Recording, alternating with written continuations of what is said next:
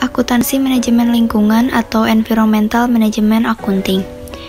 Definisi dan tujuan manajemen environmental accounting. Secara garis besar, environmental management accounting adalah istilah yang berkaitan dengan dimasukkannya lingkungan ke dalam praktek akuntansi perusahaan atau lembaga pemerintahan sebagai dampak baik moneter maupun non-moneter yang harus ditanggung oleh perusahaan. Selanjutnya, tujuan environmental management accounting. Pertama, menghilangkan kesenjangan informasi karena tidak teridentifikasinya biaya dan kerusakan lingkungan. Yang kedua, membantu perusahaan meningkatkan kinerja lingkungan, kinerja keuangan, dan pengungkapan informasi lingkungan. Yang ketiga, berperan penting bagi perusahaan untuk fokus pada produk bersih, manajemen rantai pasokan produk hijau, atau sistem pengolahan lingkungan yang baik. Yang keempat, perusahaan dapat mengenali dan mengurangi dampak lingkungan negatif dari praktik akuntansi.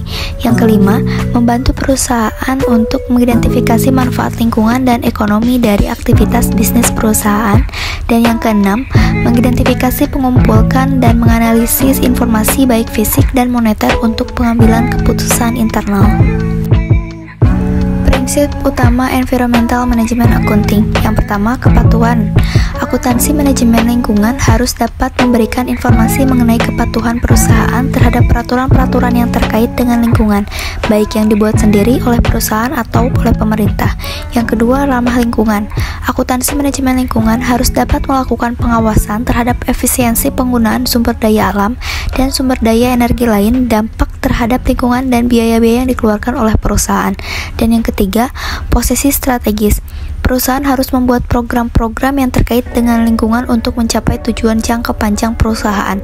Akuntansi manajemen lingkungan harus dapat mengawasi apakah biaya-biaya yang dikeluarkan dapat mencapai tujuan tersebut. Pengelolaan dan pengendalian biaya lingkungan.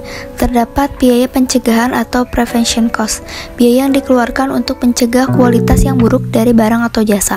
Contohnya, biaya perancangan produk ramah lingkungan, biaya seleksi evaluasi pemasok yang ramah lingkungan, dan biaya sertifikasi eksternal seperti ISO 14001.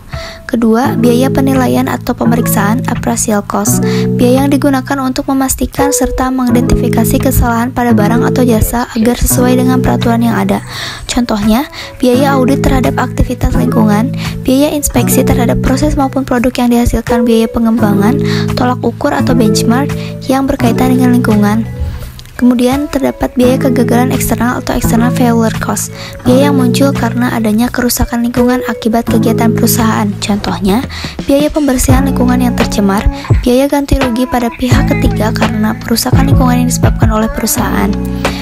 Dan biaya kegagalan internal atau internal failure cost, biaya yang muncul akibat dari perusahaan menghasilkan elemen-elemen yang dapat merusak lingkungan, namun masih dapat dikendalikan oleh perusahaan.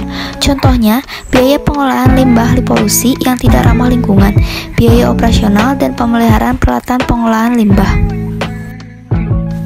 Triple Bottom Line Accounting. Gagasan Triple Bottom Line pertama kali diperkenalkan oleh John Elkington pada tahun 1988. Triple Bottom Line adalah sebuah konsep pengukuran kinerja suatu perusahaan yang menggunakan indikator keuangan maupun non-keuangan. Pilar utama Triple Bottom Line Accounting yang pertama adalah people.